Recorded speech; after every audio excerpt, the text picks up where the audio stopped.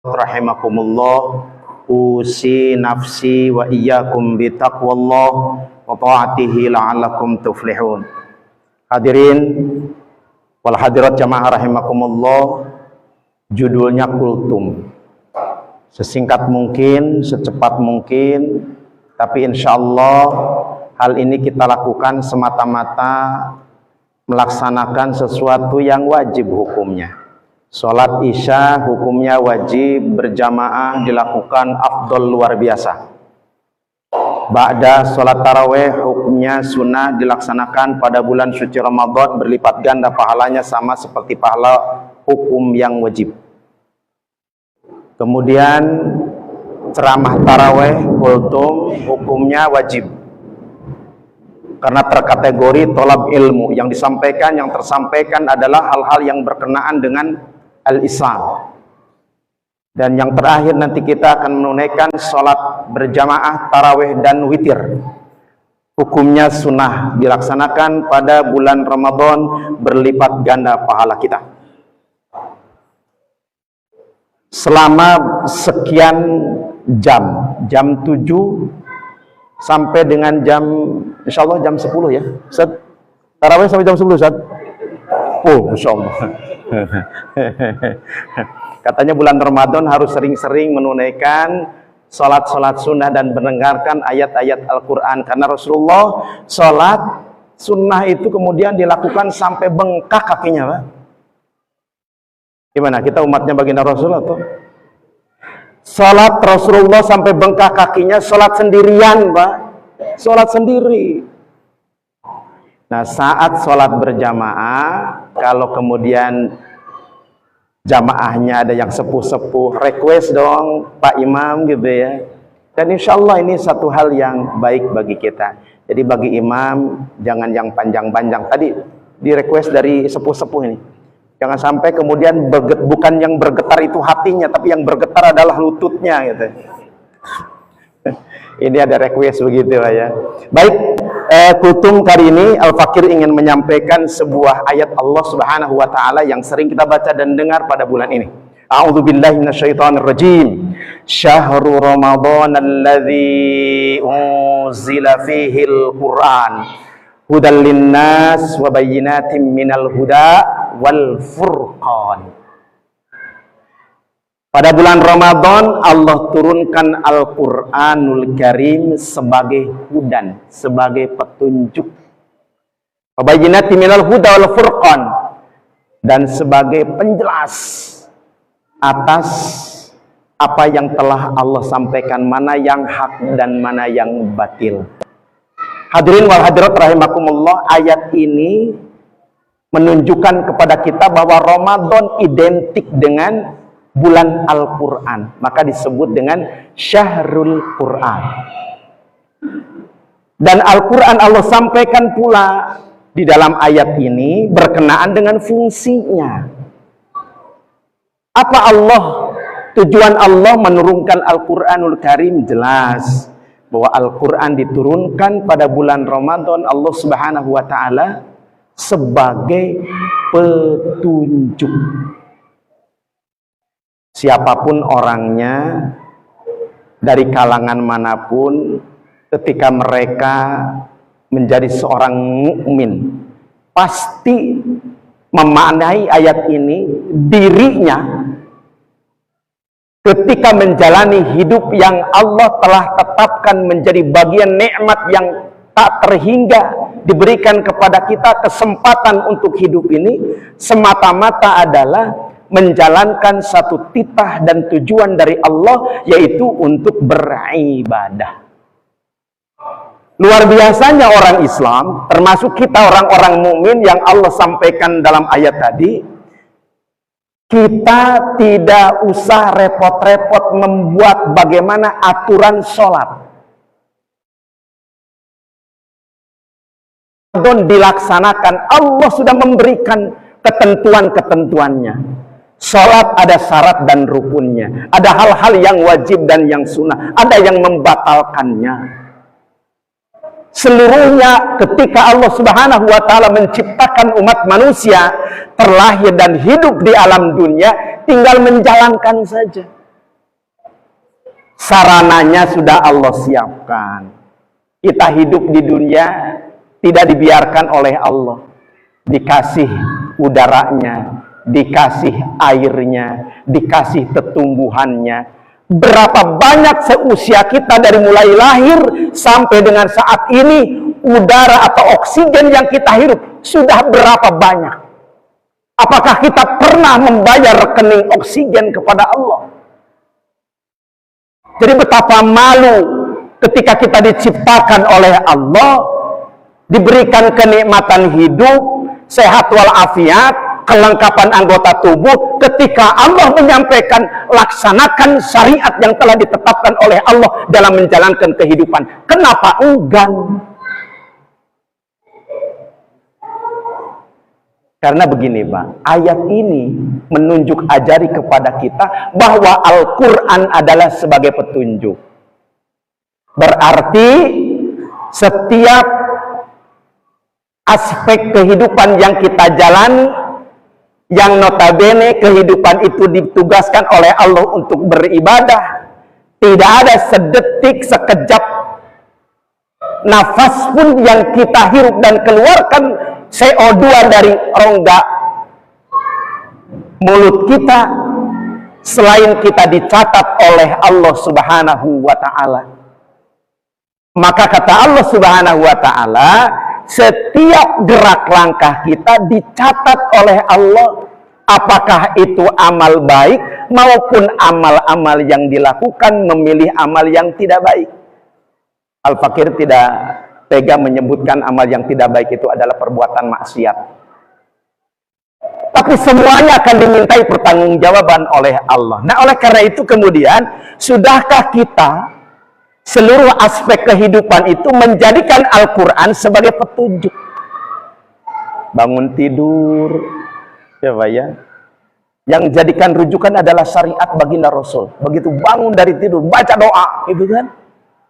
Setelah itu kemudian kita melakukan ibadah kepada Allah dengan memenuhi syarat-syaratnya. Membersihkan anggota tubuh, bersih dari pakaian, niat yang ikhlas untuk mengharap ridho dan ridhoan dari Allah Subhanahu wa ta'ala. Seluruhnya sudah ditetapkan oleh Allah di dalam syariat. Kenapa? Supaya seluruh amal kita terkategori ibadah. Selanjutnya, kadang-kadang sampai dengan saat ini, ironisnya, kaum mukminin khususnya yang diseru oleh Allah dalam ayat ini, karena ayat ini melanjutkan dari ayat sebelumnya 183, ya ayyuhalladzina amanu. Allah memerintahkan kepada orang-orang yang beriman, orang-orang mukmin itu untuk menjadikan Al-Quran sebagai hudan, sebagai petunjuk dalam seluruh aspek kehidupan. Karena konteks kehidupan itu kita senantiasa dipencerongi oleh Allah, dicatat, ditatap oleh Allah. Allah nggak pernah tidur. Maka kategori amal-amal yang termasuk ibadah di sisi Allah terikat dengan syariat. Apa syariatnya? Al-Quran. Karena itu luar biasa. Al-Quran itu adalah wahyu Allah yang diturunkan kepada Nabi dan Rasul, dan kebetulan Nabi terakhir adalah baginda Rasul yang menerima wahyu itu. Berbeda dengan wahyu yang lainnya Pak, berbeda dengan mukjizat yang lainnya. Al-Quran ini adalah satu-satunya mukjizat yang diberlakukan, yang dibaca, yang ditaati sampai dengan hari kiamat.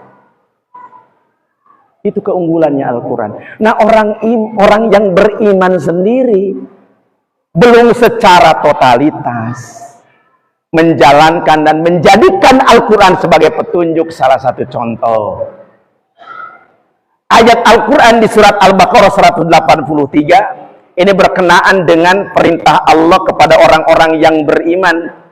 Ini adalah amal-amal ruhiyah. Ya ayyuhalladzina amanu kutiba alaikumussyam.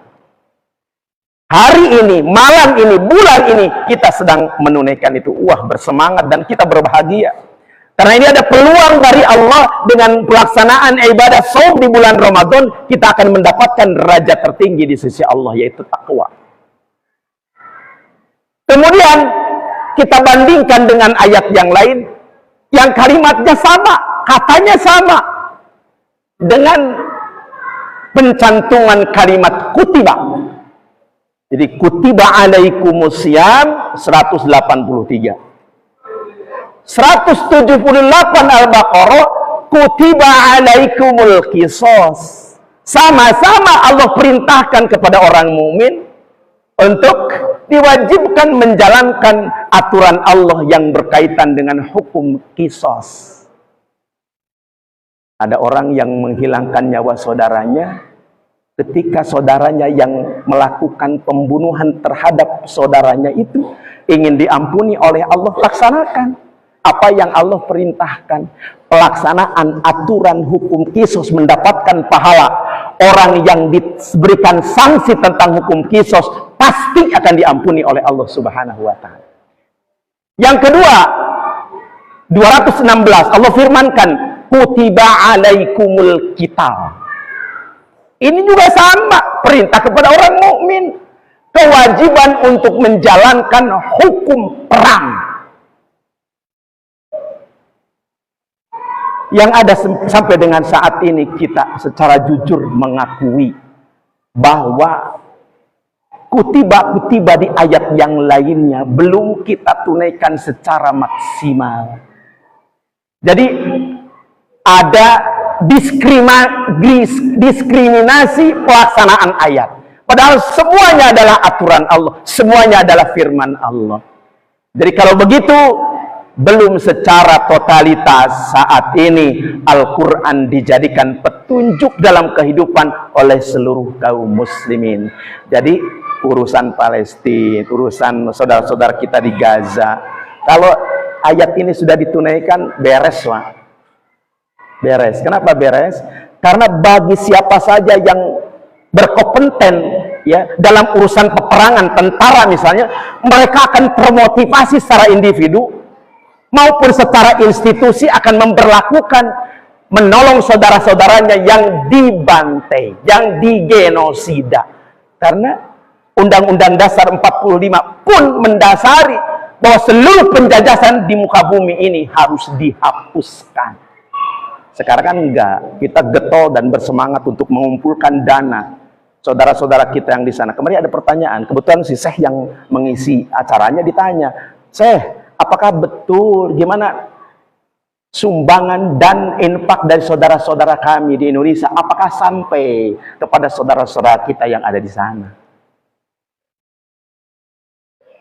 Dengan kesulitan menjawab dan faktanya agak kesulitan. Sampai kemarin kan pembantaian yang dihadang untuk pengiriman bantuan ke sana. Nah, artinya begini Bapak, ini satu hal yang menunjuk ajari kepada kita, ketika ayat-ayat Al-Quran belum dijadikan secara menyeluruh sebagai petunjuk dalam seluruh aspek kehidupan, beginilah nasib kita, orang-orang yang beriman.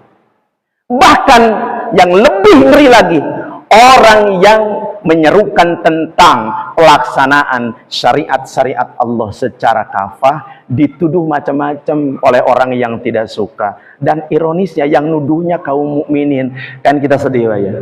Nah, karena itu yuk sama-sama kita renungi ayat Allah. Dan kata baginda Rasulullah SAW ketika Rasulullah hidup pada saat itu, dan ayat-ayat Al-Quran secara parsial ditunaikan dan belum secara menyeluruh, Allah Subhanahu wa Ta'ala menunjuk ajari kepada baginda Rasul. Rasulullah kemudian berdoa kepada Allah, ya Rabb, umatku mengabaikan ayat-ayatmu. Bagaimana kalau Rasulullah saat ini masih ada? Nah, mudah-mudahan bulan Ramadan ini kita jadikan sebagai bulan diturunkannya Al-Quran. Tapi yang paling penting, yuk kita maknai Al-Quran itu baik secara individu maupun secara formal seluruh kehidupan di dalam masyarakat, menjadikan Al-Quran sebagai petunjuk untuk beribadah kepada Allah Subhanahu wa Ta'ala. Demikian yang bisa disampaikan, mudah-mudahan bermanfaat. Mohon maaf atas segala kekurangan dan khilafan. Hadanallahu wa iyyakum ajma'in. Subhanakallahumma wa bihamdika asyhadu an la ilaha illa anta astaghfiruka wa atubu ilaik. Walhamdulillahi rabbil alamin. Wa lakum minkum minal khata' wa nisyan. Assalamualaikum warahmatullahi wabarakatuh.